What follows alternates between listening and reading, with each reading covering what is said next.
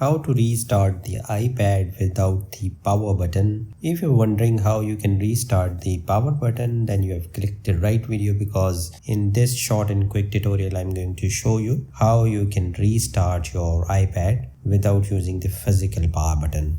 So you have to follow these steps. Step 1, go to the settings.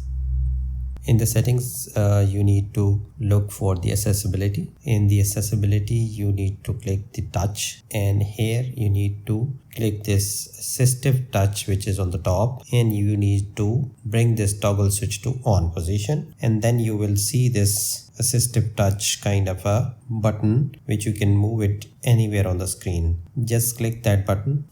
A pop-up menu will open. In that there are many options, but since I want to just show you how you can restart your iPad, so you need to click the device, and here you need to click more, and in this option you will see the option of restart on the bottom left side over here. Since I'm doing the recording, so I'm not going to press this one, but once you'll press this button, your iPad will automatically restart. And once you're done and you don't want to use this, you can just go back to accessibility, assistive touch, and switch this assistive touch to off position. So that's how you can restart your iPad without using the power button. Thanks for watching. Like, share and subscribe.